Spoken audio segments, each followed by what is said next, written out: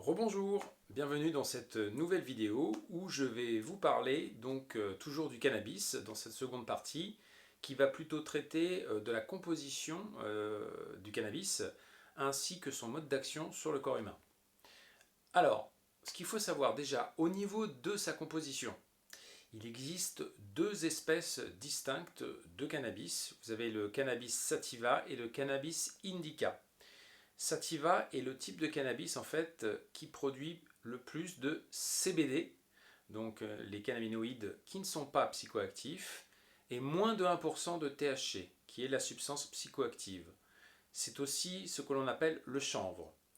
Cannabis indica correspond à l'espèce de cannabis qui est très riche en drogue, dont le THC justement, qui peut atteindre 25% du poids de la plante sèche. Alors, le sativa est plutôt d'origine tropicale et peut mesurer 7 mètres de haut, tandis que l'indica provient d'Afghanistan et du Pakistan et ne dépasse pas 2 mètres de haut. Il faut savoir que le cannabis, c'est une plante multi-usage. Alors, on utilise ces fibres pour notamment fabriquer du papier et des tissus depuis maintenant des centaines d'années. Pour petit rappel, les Vikings utilisaient le chanvre pour confectionner des voiles afin d'en équiper leurs bateaux. La déclaration d'indépendance des États-Unis fut écrite sur du papier de chanvre. Alors concernant les graines de chanvre, qu'on appelle aussi le chènevis, elles ont un potentiel nutritif car en fait elles sont riches en graisses polyinsaturées, en acides gras essentiels dont les fameux oméga et en protéines. Le cannabis est utilisé d'ailleurs pour petit rappel comme un super aliment fonctionnel depuis maintenant 3 millénaires dans les cultures asiatiques. Comme on l'a vu dans la première vidéo, la pharmacopée chinoise a référencé depuis 4 ou 5 millénaires l'usage du cannabis. Et enfin, son usage majeur du cannabis est au travers de sa résine, comme un médicament et comme une drogue psychoactive. Alors, il faut savoir que la résine de cannabis est produite à l'extrémité de poils sous forme de trichome. Alors c'est quoi un trichome? C'est comme une petite glande qui contient tous les actifs de la plante concentrés. En période de récolte, ces têtes de résine sont manipulées avec beaucoup de précaution parce qu'elles sont très fragiles et si elles venaient à se rompre, en fait elles libéreraient les substances qui s'oxyderaient très rapidement à l'air libre. Et par conséquent, les substances ne seraient plus actives. Alors cette glande, elle est composée de graisse et surtout de plus de 700 composés chimiques, dont les phytocannabinoïdes et les terpénoïdes, ou qu'on appelle aussi terpènes, qui caractérisent justement, les terpènes caractérisent l'odeur typique du cannabis. Il faut savoir que les phytocannabinoïdes, THC, CBD notamment, sont non odorants. Alors, ces phytocannabinoïdes forment un groupe composé de 80 molécules qui interagissent avec les récepteurs cannabinoïdes et les protéines réceptrices situées dans notre corps, dans celui des animaux et des plantes. Nous avons tous en commun donc un système qui est très similaire, que ce soit dans le règne végétal ou le règne animal. Alors, seuls quelques-uns de ces phytocannabinoïdes sont produits en quantité suffisante et c'est ceux qu'on étudie aujourd'hui avec la science, le THC, le CBD, le CBG et le CBC, et on n'a pas encore trouvé le rôle de tous. A noter que le THC d'ailleurs n'est pas actif sous sa forme acide brut. Il faut le chauffer en fait par la fumette ou la vaporisation pour qu'il se transforme en THC psychoactif. Alors, quant au CBD, il n'est pas psychoactif par nature. Par contre, ce qui est intéressant, c'est la combinaison des deux, qui est souvent plus efficace que chacun pris séparément.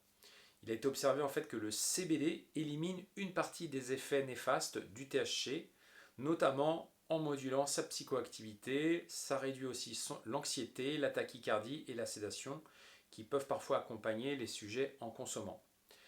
Concernant le groupe des terpènes, ils sont au nombre de 200. Ce sont des substances chimiques en fait, des plantes, qui sont les plus répandues dans la nature.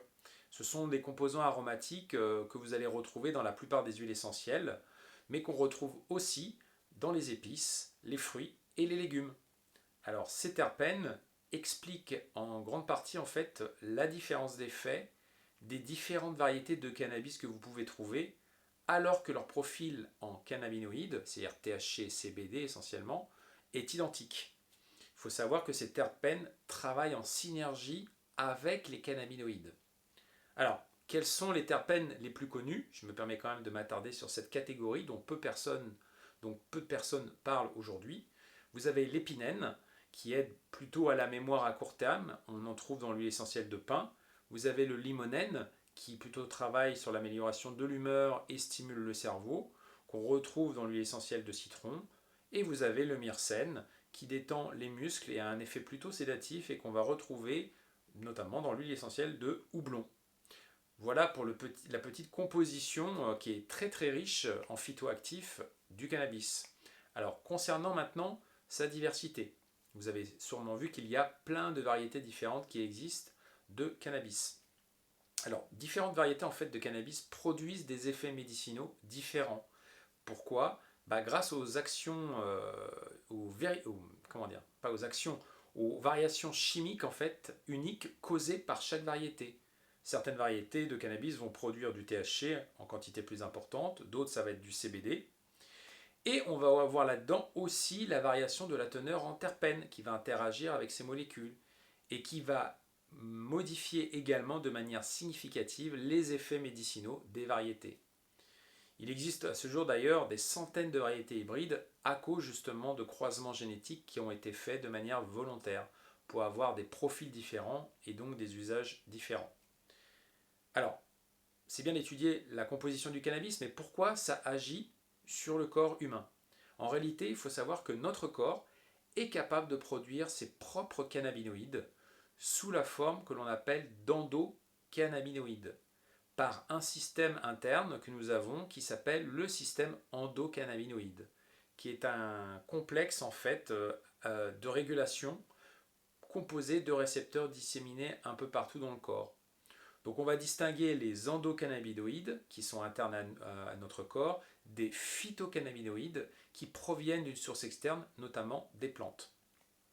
Ce complexe endocannabinoïde supporte différentes fonctions du corps, comme la mémoire, la digestion, les fonctions motrices, la réponse immunitaire, l'appétit, la douleur, la pression sanguine, la croissance des os et la protection du système nerveux. En fait, de nombreuses études sont en cours pour déterminer quelles sont les autres fonctions physiologiques influencées par les endocannabinoïdes. Concernant les récepteurs de ce complexe, on va en retrouver à différents endroits du corps, notamment dans le système nerveux, le système immunitaire, le cerveau, le système gastro-intestinal, le tractus génital et urinaire, la rate, le système endocrinien, donc lié aux hormones, le cœur et le système cardiovasculaire.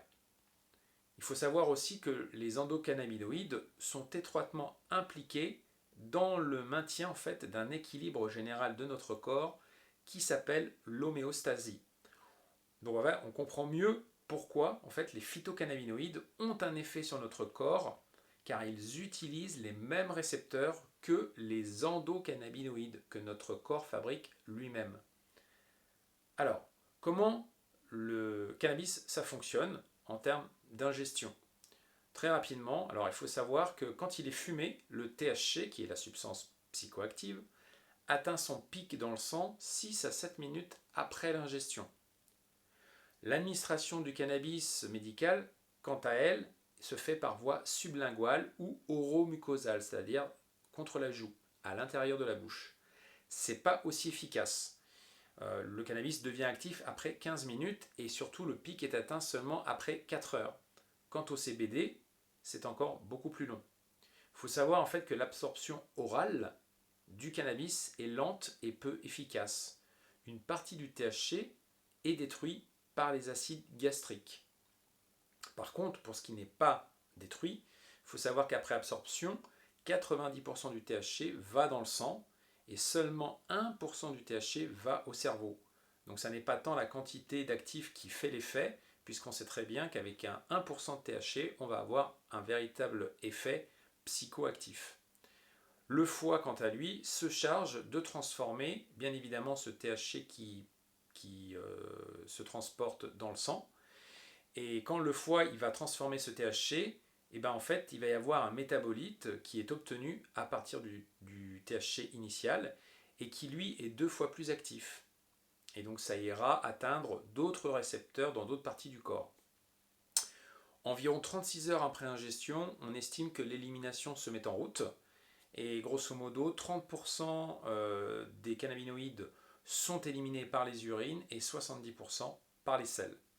Voilà. Donc j'espère que cette petite vidéo vous aura plu par rapport, je dirais, à des connaissances un petit peu plus techniques, mais surtout dans la composition du cannabis et dans le mode de fonctionnement avec notre corps. Allez, à plus tard. Ciao, ciao.